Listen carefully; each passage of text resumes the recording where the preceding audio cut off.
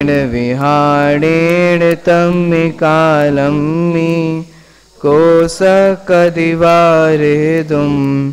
इन्दो वातः जडेन्दो वा एवं जोड़े चयदो जानति दव्वाणि सब पजाए सो सदिति सुदो जो संकदि सोहु को दिट्टी।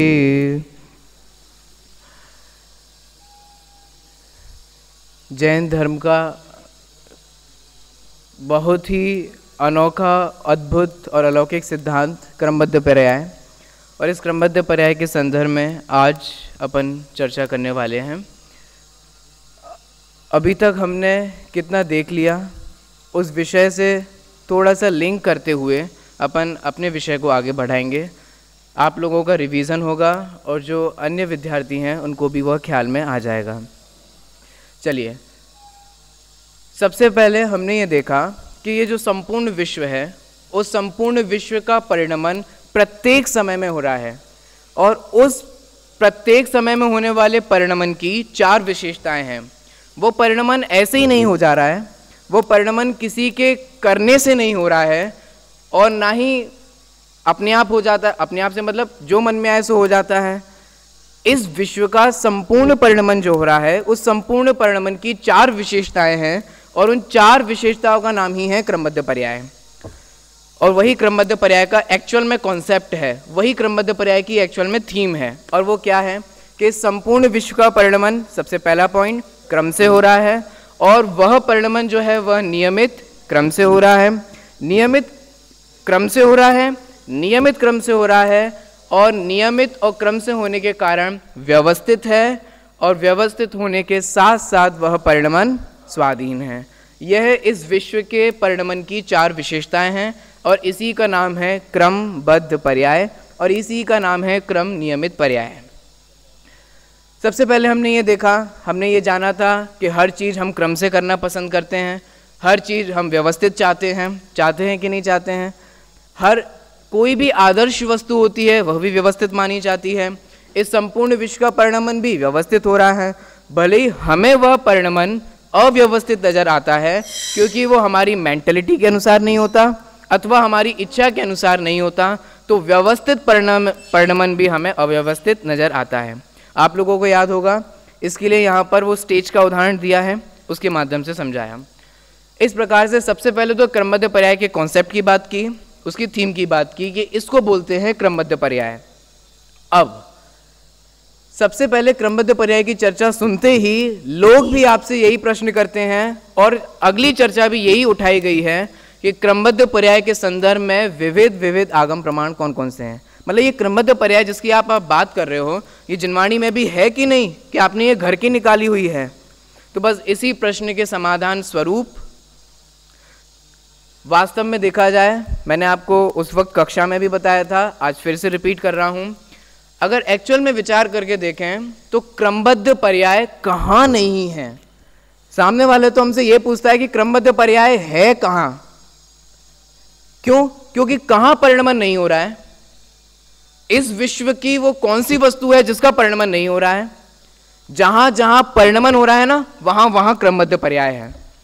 अगर हमारी देखने की दृष्टि हो तो इस संपूर्ण विश्व में हमें क्रमबद्ध पर्याय नजर आ सकती है, क्योंकि जहां जहां परिणमन वहां वहां क्रमबद्ध पर्याय। देखो, जहां जहां पर्याय है, पर्याय कहां कहां है? जहां जहां गुण है, गुण कहां कहां है? जहां जहां द्रव्य है। तो जहां जहां द्रव्य है, जहां जहां वस्तु है, वहां वहां पर्याय है, और जहां जहां पर्याय है वहां वहां वे पर्याय क्रम और बद्ध ही हैं। इसलिए क्रमबद्ध पर्याय अगर अपन देखने की दृष्टि हो तो वह क्रमबद्ध पर्याय हमें सभी जगह दिखाई दे सकती है। फिर भी यहाँ पर सबसे पहले श्रद्धालु श्रोताओं को संतुष्ट करने के लिए, क्योंकि 2 प्रकार के श्रोता होते हैं, एक तर्कालु होते हैं जो लॉजिकली किसी चीज़ को मानते हैं, एक होते हैं श्रद्धालु। तो सबसे पहले श्रद्धालु श्रोताओं के लिए जिनवाणी में से जो विविध आगम प्रमाण हैं, उन आगम प्रमाणों के संदर्भ में अपनी चर्चा दी। आप लोगों को याद होगा कितने आगम प्रमाणों की चर्चा की? कुल 8 आगम प्रमाण तो इस पुस्तक में दिए गए हैं, और शेष कई सारे आगम प्रमाण हमने कक्षा में डिस्कस किए थे। तो इस प्रकार से आदरणीय दादा जो बारंबार कहते हैं कि क्रमबद्ध पर्याय जिस पेज पे खोलें, जिस पुस्तक पे खोलें, उस पुस्तक में क्रमबद्ध पर्याय नजर आएगी। क्यों? क्योंकि क्रमबद्ध पर्याय का आधार है, किसके आधार से टिकी हुई है? क्रमबद्ध पर्याय की सिद्धि में जो सबसे प्रबल हेतु है वह है सर्वज्ञता। क्योंकि क्रमबद्ध पर्याय के संदर्भ में जितने आगम प्रमाण भी दिए गए उनमें किसका हवाला दिया गया था? जो देखी बीतरा। बारंबार हवाला अगर दिया गया था तो केवली भगवान का दिया गया था, क्योंकि वे सर्वज्ञ होते हैं। तो सर्वज्ञता की सिद्धि, क्रमबद्ध पर्याय की सिद्धि में कहें अथवा सर्वज्ञता की सिद्धि में कहें, दोनों एक दूसरे पर आधारित हैं। क्रमबद्ध पर्याय की सिद्धि होती है सर्वज्ञता के माध्यम से और सर्वज्ञता की सिद्धि होती है क्रमबद्ध पर्याय के माध्यम से। क्यों? क्योंकि अगर भगवान भविष्य को नहीं जानते तो भविष्य नक्की नहीं होता। वे भविष्य को जानते हैं, इसका मतलब भविष्य भी नक्की है, मतलब निश्चित है और वह क्रम से परिणमित होता है।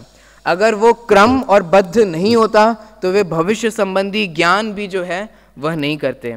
तो इसीलिए क्रमबद्ध पर्याय का आधार सर्वज्ञता है और सर्वज्ञता का आधार भी पर्यायों का क्रम से होना है। हमने क्लास में काफ़ी विस्तार में चर्चा की थी, मैं तो सिर्फ पॉइंट कर करके इसको आगे बढ़ा रहे हैं। तो हमने कुल मिला के ये देखा कि जब जब क्रमबद्ध पर्याय चल रही है तो हमारे पास एक प्रोटेक्टिव कुछ है, जो हमारा रक्षा कवच कहे अथवा हमें सहारा कहे, सबसे हेतु जो है, सबसे प्रबल हेतु वो है सर्वज्ञता। ठीक है, तो जब सर्वज्ञता क्रमबद्ध पर्याय के सिद्ध होने में सबसे प्रबल हेतु है तो अब सामने वाला उसी सर्वज्ञता पे ही प्रश्न चिन्ह खड़ा करना चालू कर देता है।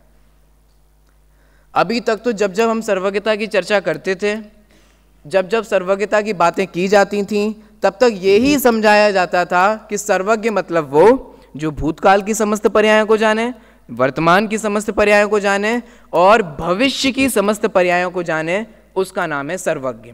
सर्वज्ञ जो सबको जाने वह है सर्वज्ञ। ये बात अपन कब से पढ़कर आ रहे हैं? ये सर्वज्ञता की सिद्धि कब से करते आ रहे हैं? तो सर्वज्ञता की सिद्धि कहें, सर्वज्ञता का स्वरूप कहें, पढ़कर तो हम आ ही रहे हैं, समझकर तो हम आ ही रहे हैं, परंतु हमारा ध्यान कभी इस ओर नहीं गया था कि जब केवली भगवान भूतकाल को जानते हैं, जब केवली भगवान वर्तमान को जानते हैं और जब केवली भगवान भविष्य को जानते हैं, तो इसका मतलब भविष्य नक्की है, इसीलिए वह जानते हैं। वो जानते हैं इसलिए भविष्य नक्की नहीं है। भविष्य नक्की है इसलिए वह जानते हैं। क्योंकि जब हम ऐसा करते हैं ना तो उसमें कर्तापना केवली भगवान का नजर आता है कि केवली भगवान ने ऐसा नक्की कर दिया, अब उनने कर दिया तो अब तो हमें ऐसा करना ही पड़ेगा। नहीं, वे पर्याय क्रमबद्ध हैं, इसलिए केवली भगवान उनको जैसी हैं वैसी उनको मात्र जानते हैं। अगर हम लोग भी अगर कभी सर्वज्ञता का विचार करते तो क्रमबद्ध पर्याय अथवा ये प्रश्न तो हम सभी के मन में भी खड़ा होना चाहिए था। क्या खड़ा होना चाहिए था? जब केवली भगवान भविष्य के पर्यायों को जानते हैं तो क्या भविष्य नक्की है कि नहीं, कि हमें करना है क्या नहीं है? इसी बात से ये चीज़ निकल जाती है। तो अब चूंकि सामने वाले को वह व्यक्ति है जिसे 2 और 2 5 ही मानने हैं, तो अब वो बारंबार बारंबार बारंबार इसके विरुद्ध ही प्रमाण खड़े कर रहा है। कोई बात नहीं, अब वो सर्वज्ञता की डेफिनेशन ही चेंज करने चालू हो गया है। सर्वज्ञता का मतलब तो वो होता है जो भूतकाल को जाने और वर्तमान को जाने। वे भविष्य को कैसे जान सकते हैं? कोई भी व्यक्ति भविष्य को कैसे जान सकता है? जो घटना अभी तक घटित ही नहीं हुई उसको केवली भगवान कैसे जान लेंगे? ये प्रश्न चिन्ह खड़ा होता है। इसलिए सामने वाला ये तर्क अथवा यह हेतु प्रस्तुत करता है कि देखो भैया, केवली भगवान भूतकाल को जानते हैं, नो प्रॉब्लम। समस्त पर्याय, भूतकाल की समस्त पर्याय को जानते हैं, कोई दिक्कत नहीं है। वे वर्तमान की समस्त पर्याय को जानते हैं, इसमें भी कोई दिक्कत नहीं है। लेकिन फ्यूचर को नहीं जानते, क्योंकि अभी कोई भी घटना घटित नहीं हुई तो वो नहीं जान सकते। अथवा जानते भी है ना तो कंडीशन अप्लाई, सशर्त जानते हैं, और वो सशर्त जो पढ़ेगा सो पास होगा, जो शुभ भाव करेगा उसको पुण्य बनेगा, पुण्य बनेगा तो लौकिक अनुकूलताएं मिलेंगी, जो पाप बांधेगा उसे लौकिक प्रतिकूलताएं मिलेंगी। बस ऐसे ही जानते हैं और बस हो जाता है। तो इसके संदर्भ में भी यहाँ पर बारंबार विविध आगम प्रमाणों से सर्वज्ञ तीनों काल को जानते हैं। आप लोग ध्यान रखना, स्पेशली फर्स्ट ईयर वाले विद्यार्थी हमेशा ध्यान रखना, इन आगम प्रमाण से सर्वज्ञता की सिद्धि नहीं की है, क्योंकि सर्वज्ञता की सिद्धि तो हमारे न्याय के ग्रंथों में उपलब्ध है। तो यहाँ क्या सिद्ध किया गया? यहाँ सर्वज्ञ त्रिकालज्ञ है, इस बात को सिद्ध किया गया। सामने वाला तो क्या कह रहा था कि सिर्फ द्विकालज्ञ हैं। द्विकालज्ञ समझते हैं, द्विकाल मतलब दो ही काल को जानते हैं, और जबकि यहाँ क्या सिद्ध किया गया कि वे त्रिकालज्ञ हैं, वे तीनों काल को जानते हैं। इस संदर्भ में यहाँ पर कितने आगम प्रमाण दिए थे? 8। इस संदर्भ में भी 8 आगम प्रमाण दिए, जिसमें यह सिद्ध किया गया था कि केवली भगवान भूत, भविष्य और वर्तमान इन तीनों काल की समस्त पर्यायों को जानते हैं। सबसे बड़ा आश्चर्य जो लेखक को अर्थात आदरणीय दादा को इस संदर्भ में हुआ था वो क्या था?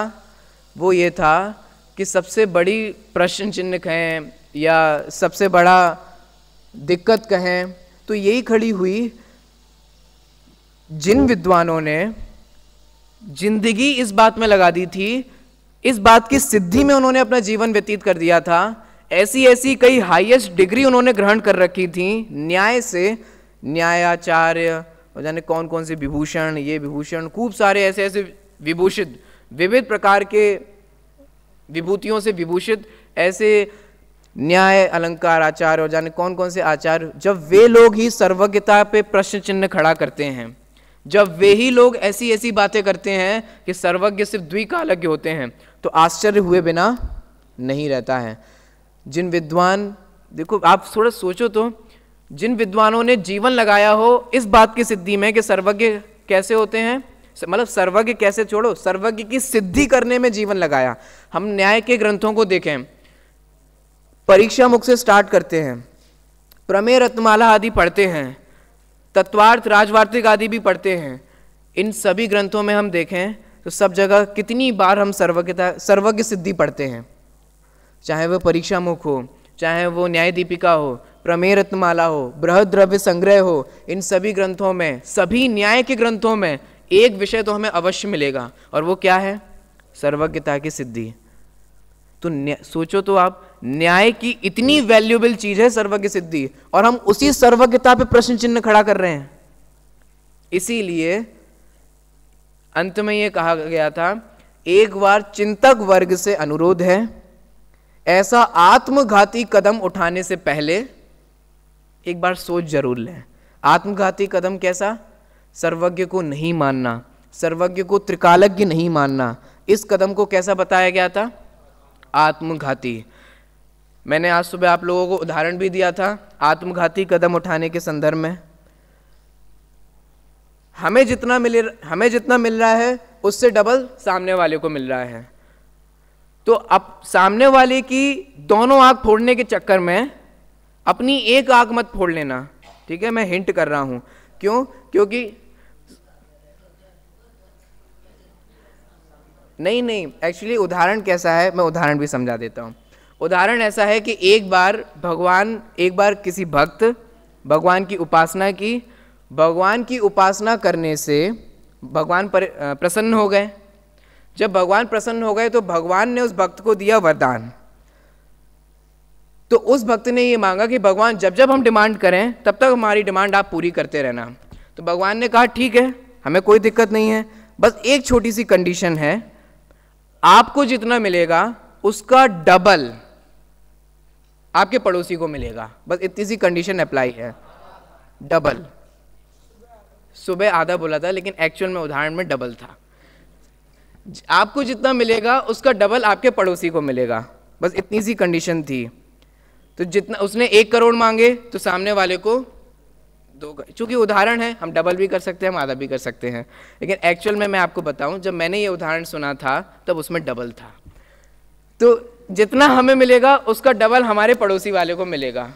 तो हमने अगर 1 करोड़ की डिमांड करी तो सामने वाले को 2 करोड़। अगर हमने 1 फ़ोन की डिमांड की तो सामने वाले को 2 फ़ोन। हमने अगर एक खेत की डिमांड की तो सामने वाले को ऐसा होगा, तो उसको ये चीज़ सहन नहीं हुई कि सामने वाले को भी मिल रहा है और वो भी डबल मिल रहा है, तो उसने भगवान से प्रार्थना की कि हे भगवान मेरी एक आंख फूट जाए। तो इससे होगा क्या, उसकी दोनों आंख फूट जाएगी। तो यहाँ पर लेखक यही कह रहे हैं, सामने वाले की दोनों आंख फोड़ने के चक्कर में आप अपनी एक आंख मत फोड़ो। क्रमबद्ध पर्याय सिद्ध ना हो जाए इसके चक्कर में आप सर्वज्ञता पे प्रश्न चिन्ह खड़े मत करो। क्यों? क्योंकि सर्वज्ञता पे प्रश्न चिन्ह खड़े करके आप अपने लिए ही मुसीबत खड़ी कर रहे हो। मैंने आपको आज सुबह भी ये बताया था, तत्वार्थ सूत्र में उमा स्वामी आचार्य ने लिखा, केवली श्रुत धर्म देव अवर्णवादो दर्शन मोहस्य। केवली का, धर्म का, श्रुत का अवर्णवाद करना ये तीव्र दर्शन मोहनीय कर्म के बंध का आश्रव का कारण है। जहां केवली का अवर्णवाद और हम उस केवली पे ही प्रश्न चिन्ह खड़ा कर रहे हैं, उन सर्वज्ञ की सर्वज्ञता पे ही प्रश्न चिन्ह खड़ा कर रहे हैं। सोचिए, अगर हम सर्वज्ञ को नहीं मानेंगे और सर्वज्ञ को त्रिकालज्ञ नहीं मानेंगे तो हम जिनवाणी की कोई भी बात मान सकेंगे? इसीलिए यहां कहा जा रहा है, एक बार जो निर्णय करने वाले हैं उन निर्णय करने वालों से ये निवेदन किया गया कि आप एक बार फिर से सोच लीजिए क्रमबद्ध पर्याय का विरोध करने से पहले। चलिए, अभी तक मैंने आपको जितना बताया ये अभी तक का पढ़ा हुआ हमारा रिवीजन था। जो नए लोग थे वे इस विषय से जुड़ जाएं, पुराने लोगों का रिवीजन हो जाए। सिर्फ इसीलिए मैंने आपको शॉर्ट में अभी तक जितनी हमने बातें की, जितनी चर्चा हमारी कक्षा में हो गई, उसको मैंने रिपीट किया। अब हम आगे बढ़ते हैं, अपना सिलेबस आगे बढ़ाते हैं। अभी तक सामने वाला सर्वज्ञता का विरोध कर रहा था, भगवान भविष्य को नहीं जानते इसका विरोध कर रहा था, और इसके विरोध के संदर्भ में अपनी मनमानी कर रहा था। परंतु अब वो जो विरोध कर रहा है अथवा तर्क प्रस्तुत कर रहा है, अब वो जिनवाणी से बात कर रहा है।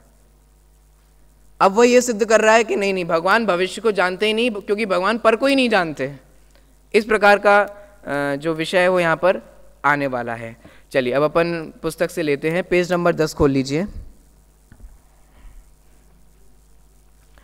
अत्यंत स्पष्ट उक्त आगम प्रमाणों एवं अकाट्य युक्तियों से आहत कुछ लोग इन प्रबल प्रहारों से बचने के लिए, मतलब एक एक तर्क दिया गया ना, एक एक आगम प्रमाण दिया गया ना, मानो उन पर प्रहार एक एक करके गोली चल रही हो, तो इन प्रबल प्रहारों से बचने के लिए नियमसार गाथा 159 का सहारा लेते हैं, जो कि इस प्रकार है। पढ़िए, गाथा पढ़ते हैं अपन। जान दीपसदि सवम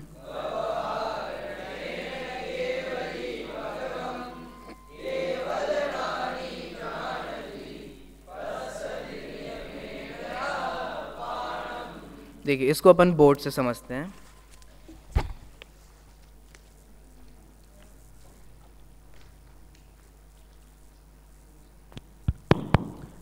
सामने वाला क्या प्रश्न खड़ा कर रहा है, उस प्रश्न को पहले हम बहुत अच्छे से समझेंगे ताकि बाद में हम उसका उत्तर दे पाएं। देखो, हम सभी ये जानते हैं कि सर्वज्ञ मतलब जो सब कुछ जाने, सब पदार्थों को जाने, सब वस्तुओं को जाने, उन्हें कहते हैं सर्वज्ञ। ठीक है। अब सभी वस्तुओं को दो कैटेगरी में डिवाइड कर सकते हैं। कौन सी हैं वे दो कैटेगरी? स्व और पर। पूरी वस्तुएं कैटेगराइज हो गई इन दो में। अब ध्यान से सुनना, सर्वज्ञ सभी को जानते हैं। उस सभी को अगर अपन डिवाइड करें तो सभी को डिवाइड करेंगे दो चीजों में, स्व अर्थात मैं स्वयं, और मैं मतलब मुझको छोड़कर इस दुनिया के जितने भी पदार्थ हैं, जितने भी वस्तु हैं, वो किसकी कैटेगरी में आ जाती हैं? पर। ठीक है, इतना समझ में आया? तो इसका मतलब केवली भगवान स्व को सबको जानते हैं। सबको जानते हैं का मतलब है स्व को जानते हैं और पर को जानते हैं। अब नियमसार की जो गाथा प्रस्तुत की गई, उस नियमसार की गाथा में यह कहा गया कि केवली भगवान स्व को जो जानते हैं वह जानते हैं निश्चय से। ठीक है।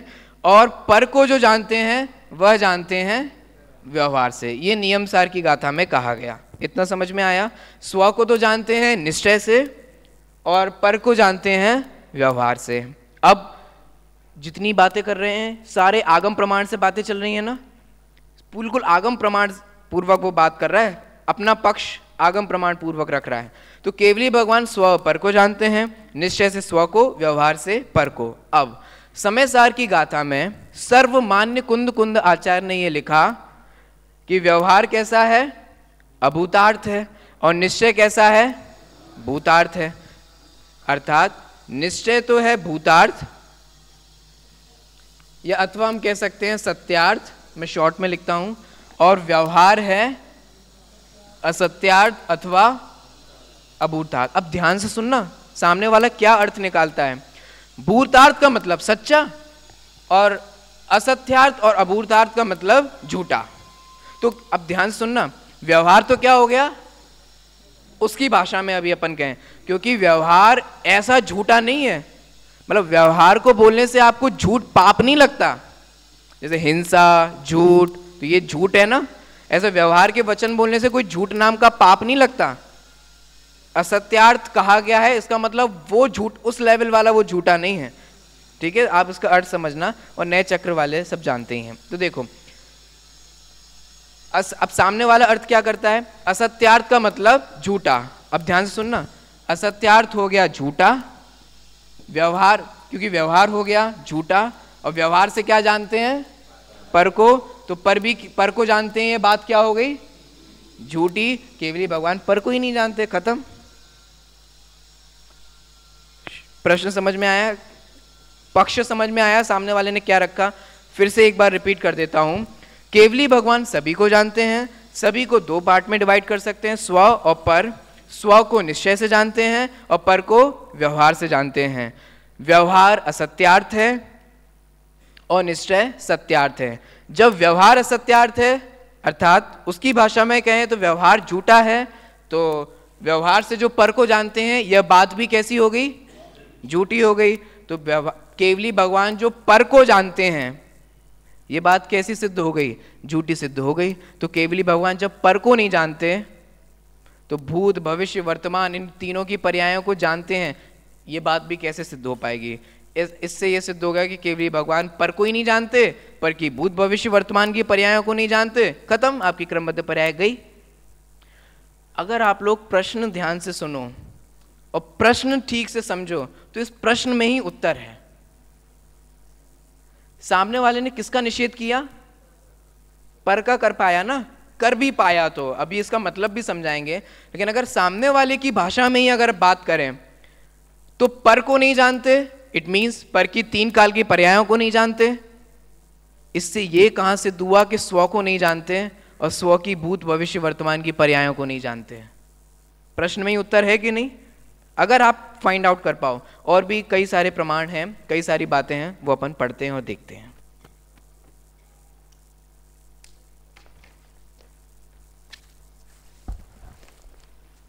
देखिए, नियमसार गाथा 159 में क्या कहा, व्यवहार नय से केवली भगवान सब जानते हैं और देखते हैं, निश्चय नय से केवल ज्ञानी आत्मा को जानता है और देखता है। परमात्म प्रकाश में भी इस प्रकार का कथन आता है। ये दूहा छंद है, तो दूहा छंद में पढ़ेंगे, पढ़िए। ते पुणुवंदौ सिद्धगढ़ जे अपाणि वसंत,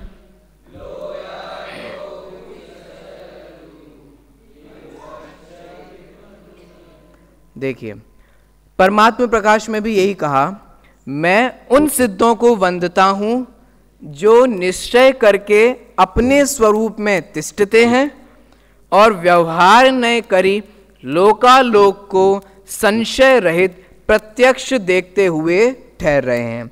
तो ये नियमसार में जो बात कही, उसी बात को परमात्मा प्रकाश में भी कहा गया और उसी बात का हवाला यहां दिया गया। आगे बढ़ते हैं।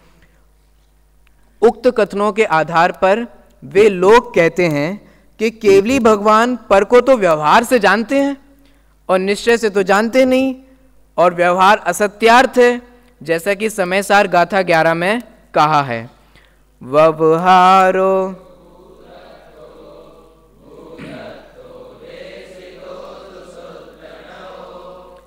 चलिए बस इतनी ही है यहाँ पर। व्यवहार अभूतार्थ है और निश्चय भूतार्थ है। तो समयसार में भी देखो बिल्कुल एकदम आगम प्रमाण से बात कर रहे हैं। नियमसार की बात हो गई, परमात्म प्रकाश में भी वही कहा, और समय सार में कुंद कुंद आचार्य ने यह ऐलान कर दिया कि व्यवहार तो अभूतार्थ है और निश्चय ही भूतार्थ है। क्योंकि सेकेंड ईयर और फाइनल वाले भी विद्यार्थी बैठे हुए हैं, और आप लोग भी तत्वार्थ सूत्र में पहला अध्याय अगर आपने थोड़ा बहुत पढ़ा हो तो वहाँ पर भी ये बताया गया कि नए जो लगते हैं वो कौन से ज्ञान में लगते हैं? नए तो श्रुत ज्ञान में लगते हैं, और ये सामने वाला नए कहाँ लगा रहा है? केवल ज्ञान में लगा रहे हैं। अंतर समझ में आ रहा है? नए श्रुत ज्ञान के अंश हैं, केवल ज्ञान के अंश नहीं है। और सामने वाला क्या गलती कर रहा है कि वह जो निश्चय और व्यवहार घटित कर रहा है वो किस में घटित कर रहे हैं? केवल ज्ञान में घटित कर रहे हैं। तो केवल ज्ञानी के नए नहीं होते, और केवल ज्ञान में नए नहीं लगते, नए श्रुत ज्ञानी के होते हैं, और श्रुत ज्ञानी ही केवल ज्ञानी का निश्चय व्यवहार से ऐसे लगा रहे हैं। केवल ज्ञान में नए घटित नहीं होते। देखिए, इस प्रकार जब केवली भगवान पर को जानते ही नहीं तो फिर समस्त द्रव्यों की भविष्य के पर्यायों को जानने की बात ही कहाँ रह जाती है? ये था पक्ष समझ में आ गया आप लोगों को? सामने वाले ने आगम प्रमाणों से ये सिद्ध कर दिया कि केवली भगवान पर को जानते ही नहीं। जब जानते ही नहीं तो भविष्य की बात की भी कोई प्रश्न खड़ा नहीं होता। अब थोड़ा अपन विचार करें बिना इसको पढ़े हुए, क्या सचमुच केवल ज्ञानी पर को नहीं जानते? ये मान सकते हैं अपन? जिनवाणी की घोषणाओं को एक बार देखें। प्रथमान्योग की घोषणाएं, कर्णान्योग का स्वरूप, चरणान्योग का स्वरूप, द्रव्यान्योग संबंधी ग्रंथ। जब हम चारों अनुयोगों के ग्रंथों को देखें और चारों अनुयोगों के ग्रंथों का अवलोकन करें तो बिना सर्वज्ञता के वे कैसे लिखे गए? आपको जिनवाणी में आप लोग रत्नग्रंथ श्रावकाचार्य में शास्त्र का आप लोग स्वरूप भी पढ़कर आए हो। सबसे पहली कंडीशन क्या है? आप तो पज्ञ। सबसे पहली कंडीशन ये है कि वो आप तो पज्ञ होनी चाहिए, आप तो द्वारा कथित होनी चाहिए। और आप तो किसे कहते हैं? जो वीतरागी, सर्वज्ञ और हितोपदेशी हों। करेक्ट? तो जो वीतरागी, सर्वज्ञ और हितोपदेशी हों वे आप्त हैं, और जिनवाणी वो है जो आप्त के द्वारा कही गई हो। जो प्रथमान्यों की कहानियां हैं, प्रथमान्यों की कहानियां किसकी हैं? किसकी भरी पड़ी हैं? आप सोचिए, जरा इमेजिन करो। अभी मैं बिल्कुल भी नहीं पढ़ रहा, लेकिन आपसे थोड़ा कह रहा हूं, जरा इमेजिन तो करें। आपको क्या लगता है कि आदिनाथ भगवान के समोषण में जब आदिनाथ भगवान केवल ज्ञानी आदिनाथ अरहंत परमात्मा जब उनसे प्रश्न किया गया होगा, अथवा किसी के मन में ये प्रश्न उपस्थित हुआ होगा कि आपके समान फ्यूचर में और कोई तीर्थंकर बनेगा कि नहीं बनेगा, इस संदर्भ में उन्होंने क्या उत्तर आया होगा या किसको क्या ज्ञान में आया होगा? आपको क्या लगता है? ये नहीं हम पर को जानते नहीं इसलिए बता नहीं सकते, ये उत्तर दिया था उन्होंने। जब कोई भी श्रावक श्राविका जिसके मन में भी प्रश्न उपस्थित होता है, जिसका सहज समाधान भी हो जाता है, जिस किसी के व्यक्ति के मन में प्रश्न उपस्थित होता है, तो क्या ये आता होगा कि नहीं हम बता नहीं सकते क्योंकि हम पर को नहीं जानते? आपको क्या लगता है अगर केवल ज्ञानी पर को नहीं जानते तो पुद्गल, धर्म, अधर्म, आकाश और काल, इनका वर्णन बिना जाने ही कर दिया? प्रश्न समझ में आ रहा है क्या कहा मैंने? बोलो, पुद्गल परद्रव्य है कि नहीं? अरे अध्यात्म की एक अपेक्षा से विचार करें तो जीव भी, अन्य जीव भी परद्रव्य है कि नहीं? अध्यात्म की बात चल रही है, तो उस अध्यात्म की अपेक्षा से अगर अपन विचार करें तो अन्य जीवों का वर्णन नहीं आना चाहिए। जबकि अन्य जीवों का, स्वयंभू रमण समुद्र में ऐसे जीव हैं, इस क्षेत्र में ऐसे जीव हैं, इतनी आयु है, ऐसी ऐसी, कितना वर्णन मिलता है। पुद्गल का वर्णन नहीं मिलता। तो पुद्गल का वर्णन जो मिलता है वो बिना जाने कर दिया। धर्म का वर्णन, मतलब धर्म द्रव्य का वर्णन, अधर्म द्रव्य का वर्णन, आकाश और काल द्रव्य का वर्णन, इन द्रव्यों का वर्णन है कि नहीं? जब इन द्रव्यों का वर्णन है तो मैं आपसे पूछता हूं, केवल ज्ञानी ने जान के किया कि बिना जान के किया? बोलो, क्या केवल ज्ञानी ने बिना जाने जो मन में आए सो उतने द्रव्य कह दिए? ऐसा तो नहीं है। तो केवल ज्ञानी पर को नहीं जानते हैं, ये बात कैसे सिद्ध कर पाओगे आप? देखो, पर उनका यह कहना भी पूर्वा पर विचार रहित है। मतलब बहुत हड़बड़ी में है सामने वाला, क्योंकि सामने वाला जो प्रश्न खड़ा कर रहा है, अगर वो खुद प्रश्न को सोचे तो उसको उत्तर मिल जाएगा। देखो, पर उनका यह कहना भी पूर्वा पर विचार रहित है। क्योंकि एक तो पर को नहीं जानने से पर के भविष्य को नहीं जानने की बात कहना तो कुछ समझ में आ भी सकती है। चलो मान भी लिया सपोज कि वे पर को नहीं जानते और पर के भविष्य का भी ज्ञान नहीं होता, पर अपने भविष्य को भी नहीं जानते, यह कैसे सिद्ध होगा? इस प्रश्न में उसने तो व्यवहार वाला पक्ष रखा था जो पर के साथ घटित होता है। स्व को नहीं जानते और स्व के भविष्य को नहीं जानते, यह आप कैसे कह पाओगे? नहीं साहब, स्व को जानते हैं और स्व के भविष्य को जानते हैं। अच्छा, जो स्व को जानते हैं, स्व के भविष्य को जानते हैं, तो उनका भविष्य नक्की है कि नहीं? हाँ साहब, उनका नक्की है। तो ऐसा नहीं हो सकता कि किन्हीं जीवों का भविष्य नक्की हो और किन्हीं जीवों का भविष्य नक्की नहीं हो। कुछ प्रश्न, इसी में प्रश्न में ही उत्तर समझ में आ रहा है। देखो, पर अपने भविष्य को भी नहीं जानते, यह कैसे सिद्ध होगा? अतः यह सिद्ध ही नहीं हो सकता कि वे भविष्य को नहीं जानते। दूसरी, पहला पॉइंट ये हो गया ना। अब सेकंड पॉइंट इसके प्रश्न के उत्तर में, दूसरी सर्वाधिक महत्वपूर्ण बात यह है कि उन्होंने उक्त कथनों के मर्म पर ध्यान ही नहीं दिया। यदि उक्त कथनों को पूर्वापर अच्छी तरह देख लिया जाए तो सब कुछ स्पष्ट हो जाए। क्या देखें बताओ? गाथा तो हमने देख ही ली, अरे एक बार गाथा की टीका तो देखते। क्यों, क्या लिखा है गाथा की टीका में? अरे गाथा की टीका में यह स्पष्ट किया गया है कि स्व के साथ निश्चय क्यों घटित किया और पर को जानते हैं इसमें व्यवहार क्यों घटित किया। क्योंकि निश्चय और व्यवहार की एक परिभाषा और है, स्वाश्रितो सो निश्चय और पराश्रितो सो व्यवहार। जहां स्व की अपेक्षा होती है वो निश्चय होता है, और जहां पर की बात आती है, पर की अपेक्षा होती है, वहां क्या घटित किया जाता है? व्यवहार किया गया। अब यहां जो निश्चय और व्यवहार घटित किए गए हैं उसका कारण क्या है? क्योंकि स्वाश्रित व निश्चय और पराश्रित सो व्यवहार। देखिए, उक्त संपूर्ण कथन स्वाश्रितो निश्चय पराश्रितो व्यवहारः, स्वाश्रित कथन को निश्चय और पराश्रित कथन को व्यवहार कहते हैं। इन परिभाषाओं को ध्यान में रखकर किया गया है, जैसा कि नियम सार की उक्त गाथा की संस्कृत टीका में स्पष्ट उल्लेख है। इसीलिए कहा कि एक बार विचार करो। देखो क्या उल्लेख है वो भी देखते हैं। जिसमें स्व की ही अपेक्षा हो वह निश्चय कथन है, जिसमें पर की अपेक्षा आवे वह व्यवहार कथन होता है। अतः केवली भगवान अपनी आत्मा को देखते जानते हैं, यह निश्चय कथन हुआ क्योंकि स्व की अपेक्षा आई, और वे पर को देखते जानते हैं, यह व्यवहार कथन हुआ। उक्त कथन का तात्पर्य मात्र इतना है, वे पर को व्यवहार से जानते हैं। इसका यह अर्थ कदापि नहीं कि वे पर को जानते ही नहीं है। और सामने वाले ने क्या अर्थ निकाला था कि वो पर पदार्थों को जानते हैं तो व्यवहार से जानते हैं, और व्यवहार से जानते हैं तो व्यवहार असत्यार्थ है। इसका मतलब वो पर को जानते ही नहीं। बल्कि यहाँ पर इसलिए कहा गया जहाँ स्व की अपेक्षा होती है वह निश्चय, जहाँ पर की अपेक्षा होती है वह व्यवहार। यहाँ सिर्फ और सिर्फ इतना ही बताने के लिए कहा है, ना कि इस बात के लिए कि वे पर को जानते हैं तो व्यवहार है और पर को जानते ही नहीं। इस बात के लिए ये नहीं कहा।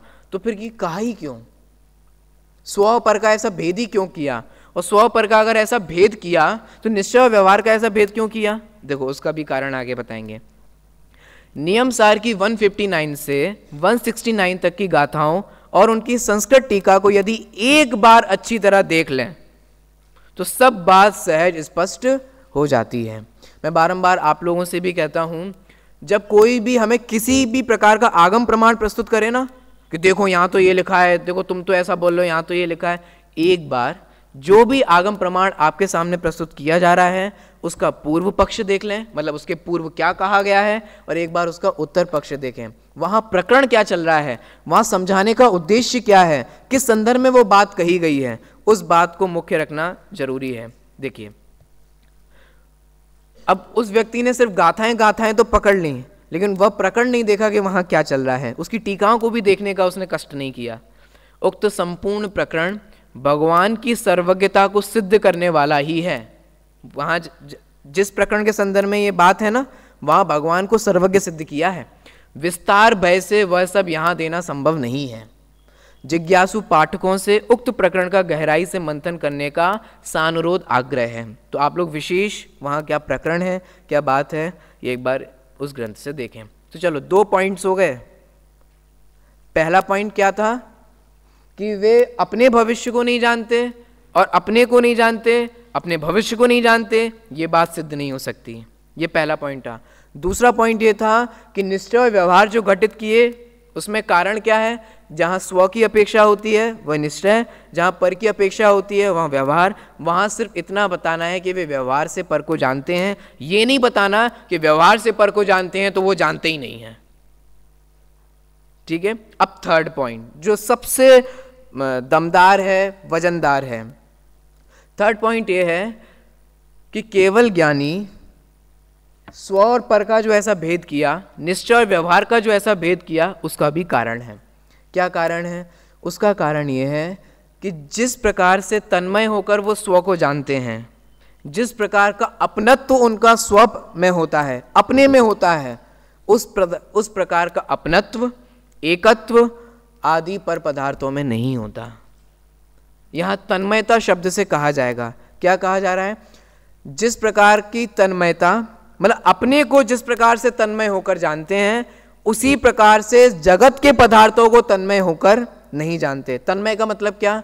अपने को जैसे एकत्व ममत्व पूर्वक जानते हैं। देखो ध्यान से सुनना, जानते तो सभी को हैं, सभी में स्व भी है और पर भी है, दोनों चीजें हैं ना, लेकिन दोनों को एक जैसा नहीं जानते हैं। स्व को जानते हैं कि यह मैं ही हूं, एकत्व, एकत्व ममत्व पूर्वक स्व को जानते हैं, और तन्मय पूर्वक जानते हैं पर को ये मैं ही हूं, ये मेरे हैं, इस पूर्वक नहीं जानते हैं। स्व पर में ये डिफ्रेंशिएट किया। जिस प्रकार अपने आप में एकत्व ममत्वादी करके जानते हैं, तन्मय करके जानते हैं, उस प्रकार से वे पर पदार्थों को नहीं जानते हैं। क्यों? क्या दिक्कत है अगर वो जान लेंगे? सोचो, सोच तो सकते ही है ना अपन।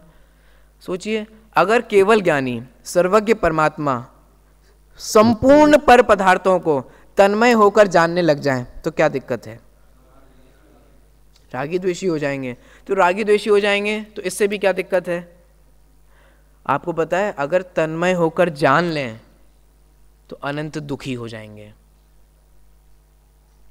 क्यों साहब, ऐसे कैसे? कुछ समझ में ही नहीं आ रहा। देखो, उन केवल ज्ञानी के अनंत भव के माता पिता भी झलक रहे होंगे कि नहीं झलक रहे होंगे? सिर्फ माता पिता ही झलक रहे होंगे कि जितने भी रिश्तेदार नातेदारी और सब कुछ है वो सब कुछ झलक रहा होगा कि नहीं झलक रहा होगा? कौन जीव अब किस अवस्था में है, किस किस प्रकार से दुख सहन कर रहा है, कोई निगोद में है, कोई नरक में है, कोई यहाँ है, कोई वहाँ है, कोई इधर दुखी, कोई उधर दुखी, ये सब झलकेंगे कि नहीं झलकेंगे? आप लोगों ने एक वो दृष्टांत सुन रखा होगा ना कि एक व्यक्ति को पता चला कि उसका घर जल गया तो वो बहुत दुखी हुआ। फिर जब उसके बेटे ने बताया, सुन रखा है ना, मैं एलैबोरेट नहीं कर, सुन तो रखा है ना आप लोगों ने, उसको बताया गया कि घर जल गया तो वो तो बहुत दुखी हो गया कि मेरा घर जल गया, घर जल गया, घर जल गया। उसको तुरंत बताया गया कि अरे नहीं, वो तो बेच दिया था अपन ने। तो तुरंत ही वो क्या हो गया, उसको जो सुख दुख का वेदन हो रहा था ना, वो एक्चुअल में तन्मयता के कारण हो रहा था। वो जब जब उस घर से तन्मय हो रहा था तब तब वो दुखी हो रहा था, और जब जब वो उस घर से एकत्व ममत्वादी हटा रहा था तब तक वो दुख से बच रहा था। देखो, अगर केवल ज्ञानी, आप सोचो तो, अभी मैं आपको एक वीडियो दिखाऊं स्लॉटर हाउस की, कसाई घर की, लेदर कैसे बनता है, और ऐसी ऐसी वीडियोस मैं आपको दिखाऊं तो तुरंत ही हमारा मुंह ऐसे ऐसे, मतलब इस तरीके की आवाज़ें निकलेंगी, चेहरे के हाव भाव बदलेंगे, और जाने कैसे कैसे एक्सप्रेशन होंगे। अब सोचना, जब हम एक कसाई घर को देखते हैं तो हमारी ये हालत होती है, तो केवल ज्ञानी सर्वज्ञ परमात्मा इस संपूर्ण विश्व के जितने भी स्लॉटर हाउस हैं वे देखते हैं कि नहीं देखते हैं? और एक ही करके नहीं देखते, एक साथ एक समय में संपूर्ण पदार्थों को देखते हैं कि नहीं देखते हैं? मैं आपसे, जब आप किसी गरीब व्यक्ति को देखते हो या किसी व्यक्ति के साथ बुरा हो रहा होता है, आप उसे देखते हो तो आपको बुरा लगता है कि नहीं लगता है? आप दुखी होते हो कि नहीं होते हो? वे तो इस विश्व में ना जाने क्या क्या, कौन कौन किसके प्रति बुरा कर रहा है, वो सब कुछ जानते हैं कि नहीं जानते हैं? अगर वे तन्मय होकर जानने लग जाएं तो कितने दुखी होंगे। इसका मतलब पता है क्या हुआ? इसका मतलब ये हुआ, हम जो दुखी हैं ना, वो तन्मयता के कारण दुखी हैं, और केवल ज्ञानी दुखी नहीं है, वो इस कारण है क्योंकि उन्हें पर पदार्थों में तन्मय नहीं है। हम एक छोटा सा फोन लेते हैं ना, तुरंत तन्मय हो जाते हैं, तन्मयता का मतलब ये नहीं कि बहुत उपयोग लगा के और एकाग्र, तन्मय का मतलब एकत्व मत बुद्धि हो जाती है।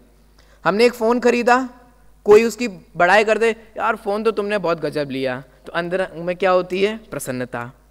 कोई कहता है डब्बा, तो तुरंत हमारे वो एक्सप्रेशन, हमारे हाव भाव, फिर हम क्लैरिफिकेशन देने लगते हैं, नहीं नहीं इसमें इतना जीबी रैम है, ये है वो है, हमने बहुत कंपैरिजन करके लिया है, बहुत ये है, बहुत बढ़िया है, और फिर हमें दुख होने लग जाता है जब उसकी प्रशंसा। देखो, हमें जो सुख दुख का वेदन होता है ना, वो एक्चुअल में तन्मयता के कारण होता है। हमने उस मोबाइल से तन्मय, देखो मैं मोबाइल से कह रहा हूं, ऐसे हमने जूते खरीदे, कोई जूते की प्रशंसा कर दे तो अच्छा लगता है, कोई जूते की निंदा कर दे, इसका मतलब हम जूते से तन्मय हो गए।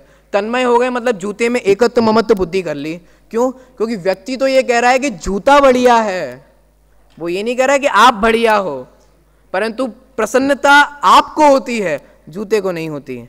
व्यक्ति ये कहता है कि जूते तो बेकार हैं, परंतु बुरा आपको लगता है, क्योंकि उन जूतों से तन्मय आप हो गए हो। कुल मिला के बात इतनी सी है, जब हम पर पदार्थों से तन्मय होते हैं तब तक हम दुखी होते हैं। प्रत्यक्ष उदाहरण वो मैंने घर के जलने वाले का, जो आप लोगों ने सुन रखा है, वो हमने देखा। अब जरा सोचिए, ऐसे ही केवल ज्ञानी अनंत पदार्थों में अगर तन्मय हो जाएंगे तो क्या हाल होगा। इसीलिए केवल ज्ञानी अपने आप में तन्मय होते हैं, अपने आप में एकत्व ममत्ववादी बुद्धियां होती हैं, पर पदार्थों में एकत्व ममत्ववादी बुद्धि नहीं होती, पर को इसी प्रकार से तन्मय होकर नहीं जानते। इसीलिए कहा गया है कि केवल ज्ञानी स्व को निश्चय से जानते हैं, क्योंकि स्व में एकत्व ममत स्थापित है, और पर को व्यवहार से जानते हैं, क्योंकि पर में एकत्व ममत स्थापित नहीं है। और अगर एकत्व ममत स्थापित हो जाए तो वे अनंत दुखी हुए बिना नहीं रहेंगे। देखिए, उसी प्रकार का भाव यहाँ है, इस पढ़कर समाप्त करते हैं। आचार्य जयसेन प्रवचन सार गाथा 39 की तात्पर्य वृत्ति नामक टीका में लिखते हैं, हिंदी अर्थ देखते हैं अपन। जिस प्रकार केवली भगवान परकीय द्रव्य पर्यायों को यद्यपि परिचिति मात्र रूप से जानते हैं, मतलब मात्र जानने रूप से ही जानते हैं, तथापि निश्चय नय से सहजानंद रूप एक स्वभावी शुद्धात्मा में ही तन्मय होकर परिचिति करते हैं। उसी प्रकार निर्मल विवेकी जन भी यद्यपि व्यवहार से परकीय द्रव्य गुण पर्यायों का ज्ञान करता है। निर्मल विवेकी जन, यहां विवेकी जन से मतलब सम्यक दृष्टि। आप देखो, एक पॉइंट जो यहां पर नोट करने की बात है वो ये है कि केवल ज्ञानी निश्चय से अपने को जानते हैं और व्यवहार से पर को जानते हैं। ये बात मात्र सर्वज्ञ के लिए नहीं कही गई है, सम्यक दृष्टि के लिए भी कही गई है। क्यों? सम्यक दृष्टि का भी एकत्व ममत्व कहाँ होता है? स्व में ही होता है ना, अपने में ही होता है ना। पर पदार्थों में एकत्व ममत्व तो सम्यक दृष्टि का नहीं होता ना। सम्यक दृष्टि के साथ भी यही बात लागू होती है। और जो आपने ये ऊटपटांग हरकत अथवा ये जो पक्ष रखा केवल ज्ञानी के साथ, अब ऐसे ही सम्यक दृष्टि पे घटाओ, तो क्या आपको ये बात स्वीकार होगी कि सम्यक दृष्टि पर को नहीं जानता? ये कैसे सिद्ध कर पाओगे? क्योंकि ये बात सम्यक दृष्टि के साथ भी लागू होती है। पॉइंट पकड़ में आए कि मैंने क्या कहा? यहां ये कहा जा रहा है कि जो बात केवल ज्ञानी के संदर्भ में कही गई है वही बात जिनवाणी में सम्यक दृष्टि के साथ भी कही है। विवेकी जन जो कहा गया ना, और आगे तो सम्यक दृष्टि शब्द भी कहेंगे। देखिए, उसी प्रकार निर्मल विवेकी जन भी यद्यपि व्यवहार से परकीय मतलब पर द्रव्य द्वारा किए गए द्रव्य गुण पर्यायों का ज्ञान करता है, तथापि निश्चय से निर्विकार स्वसंवेदन पर्याय में ही तद विषयक पर्याय का ही ज्ञान करता है। उक्त कथन के अनुसार जिस अपेक्षा से केवली भगवान मात्र अपने को जानते हैं पर को नहीं, उस अपेक्षा से अर्थात निश्चय नय से तो सम्यक दृष्टि भी मात्र अपने को ही जानते हैं पर को नहीं। अतः यदि आप सर्वज्ञ को पर को जानना असत्य मानेंगे तो फिर सम्यक दृष्टि ज्ञानी का भी पर को जानना कैसा हो जाएगा? असत्य हो जाएगा। यह असत्य मानना होगा, जो कि प्रत्यक्ष सिद्ध है कि सम्यक दृष्टि पर को जानते हैं। आशा है ज्ञानियों का पर को जानना आपको भी अस्वीकृत ना होगा। क्योंकि ज्ञानी जन है, सम्यक दृष्टि जीव हैं, वे तो पर पदार्थों को जानते ही हैं, उनसे उन पर आप कैसे लगा पाओगे। देखिए दूसरे, केवली भगवान स्वयं को तन्मय होकर जानते हैं, ये चौथा पॉइंट है। 3-4 पॉइंट हो गए हैं, डिस्कस कर लिए हैं, आप लोग लिखते जाना, क्योंकि अगर प्रश्न आएगा ना तो प्रश्न का उत्तर क्या देना है हमें वो पॉइंट्स याद होने चाहिए। हो सकता है कि हमारा 1-2 पॉइंट्स चूक जाए। पहला पॉइंट तो क्या दिया था, पहला पॉइंट नोट डाउन किया आप लोगों ने, लिखो सभी लोग अभी। पहला पॉइंट तो वो दिया था कि परद्रव्य के भविष्य को नहीं जानते। इससे ये बात कैसे सिद्ध हो जाती है कि अपने को नहीं जानते और अपने भविष्य को नहीं जानते हैं, ठीक है। दूसरा उदाहरण दिया था उसी की टीका का, जहां ये कहा गया था कि स्व और पर, ये जो कहा गया है, जहां स्वाश्रित होता है वहां निश्चय होता है, जहां पराश्रित कथन किया जाता है, पर की अपेक्षा होती है, वहां व्यवहार होता है। इस अपेक्षा से यह कथन किया गया है और ये कथन सर्वज्ञता की सिद्धि के लिए ही किया गया है। ये दूसरा प्रमाण था। तीसरा प्रमाण हमने क्या देखा, जो अभी चर्चा की, कि जो बात केवल ज्ञानी के साथ घटित की है वही बात जिनवाणी में सम्यक दृष्टि के साथ भी घटित की है। अगर आप केवल ज्ञानी का पर का जानना झूठा बोलते हो, अथवा ये कहते हो कि केवल ज्ञानी पर को जानते ही नहीं, तो वो ही बात सम्यक दृष्टि के साथ फिर लागू करनी पड़ेगी, जो प्रत्यक्ष विरुद्ध है। क्योंकि आप ये कैसे सिद्ध कर पाओगे कि सम्यक दृष्टि जीव पर पदार्थों को नहीं जानते। थर्ड पॉइंट हो गया। अब चौथा पॉइंट तन्मय वाला। दूसरे केवली भगवान स्वयं को तन्मय होकर जानते हैं, परंतु पर को जानते तो हैं, जानने का निषेध नहीं है, उनमें वे तन्मय नहीं होते। इस कारण भी उनका पर को जानना व्यवहार कहा जाता है। परमात्म प्रकाश अध्याय 1 गाथा 52 की टीका में इसकी चर्चा अत्यंत स्पष्ट है। ये अंतिम चर्चा है इस प्रकरण के संदर्भ में। परमात्म प्रकाश में भी देखो यही प्रश्न उपस्थित किया। प्रश्न, यदि केवली भगवान व्यवहार से लोकालोक को जानते हैं, तो फिर व्यवहार से ही उन्हें सर्वज्ञत्व भी हो, उन्हें व्यवहार से सर्वज्ञ बोलो परंतु निश्चय से नहीं, ठीक है। उत्तर, जिस प्रकार तन्मय होकर स्वकीय आत्मा को जानते हैं, उसी प्रकार पर द्रव्य को तन्मय होकर नहीं जानते। मैंने आपको तन्मय का अर्थ भी बताया। तन्मय का मतलब एकत्व ममत्व बुद्धि पूर्वक। वो तन्मय का मतलब कई बार अपन कहते तन्मय पूर्वक पढ़ो, वो उपयोग की एकाग्रता का मतलब तन्मय नहीं होता है। एकत्व ममत्व बुद्धि आदि से यहाँ तन्मयपना लिया गया है। अरे आप लोग जरा सोचो तो, एक डॉक्टर किसी मरीज का ऑपरेशन करता है, अगर वो डॉक्टर उस मरीज में तन्मय हो जाए तो वो ऑपरेशन कर सकता है? आप लोग को पता है, ऐसा कहा जाता है कि मोस्ट ऑफ डॉक्टर अपने ही फैमिली के ऑपरेशन नहीं कर पाते हैं। ऐसा बहुत चांसेस होते हैं। उनके फैमिली में भी अगर किसी को कोई प्रॉब्लम होती है तो वो ऑपरेशन दूसरों से कराते हैं। क्यों? क्या कारण है? वो डॉक्टर दुनिया भर का ऑपरेशन कर रहा है और अपने ही बेटे का नहीं कर रहा। अंतर समझ में आ रहा है क्या कारण हो सकता है? क्योंकि वो अन्य पेशेंट्स जो होते हैं उनमें तन्मय नहीं होता। अगर सोचो तो, भले ही आपको हंसी आए लेकिन सोचना तो पड़ेगा ही। एक डॉक्टर है, सामने पेशेंट लेटा हुआ है, ऑपरेशन चल रहा है, अगर वो डॉक्टर उस पेशेंट से तन्मय हो गया, तन्मय का मतलब क्या है? एकत्व ममत्व। एकत्व ममत्व मतलब क्या? कि ये मैं हूं और ये मेरे ही हैं, ऐसा ममत्व पूर्वक ऑपरेशन कैसे करेगा? अब आप इमेजिन कर सकते हो कि क्या क्या वो थोड़ा सा भी अगर चीर फाड़ करेगा तो कैसा एक एक, चलो तो आप लोग को इमेजिन हो गया होगा। तो अगर डॉक्टर भी पेशेंट्स में तन्मय हो जाए तो वो ऑपरेशन नहीं कर सकता। यहाँ तो केवल ज्ञानी की बात चल रही है। अगर केवल ज्ञानी पर पदार्थों से तन्मय हो जाएंगे तो वे अनंत दुखी हो जाएंगे। ठीक है, देखिए इस कारण व्यवहार कहा गया है, ना कि उनके परिज्ञान का ही अभाव होने के कारण। यदि स्वद्रव्य की भांति पर द्रव्य को भी निश्चय से तन्मय होकर जानते तो परकीय सुख व दुख को जानने से स्वयं भी कैसे होते? सुखी और दुखी हो जाते। और परकीय राग द्वेष को जानने से स्वयं भी कैसे हो जाते? तो फिर वीतरागी रह पाते। सेकंड ईयर में तीर्थंकर महावीर और उनका सर्वोदय तीर्थ है ना, भगवान महावीर और उनका सर्वोदय तीर्थ। उसमें कितनी अच्छी परिभाषा दी भगवान की, जो अप्रभावित रहकर जो सब कुछ जान सकें, और सेकंड बात, सब कुछ जानने के बाद अगर तन्मय होंगे तो जानने के बाद अप्रभावित नहीं रह पाएंगे, क्योंकि राग द्वेष हो जाएगा, और राग द्वेष हो जाएगा तो वीतरागता खंडित होगी, और वीतरागता खंडित होगी तो बिना वीतरागता के सर्वज्ञता अनंत दुख का कारण हो जाएगा। देखो, और पर की राग द्वेष को जानने से स्वयं भी रागी द्वेषी हो गए होते, इस प्रकार महद दूषण प्राप्त होता। तो इस प्रकार से आज हमने सामने वाले के पक्ष की बात भी की।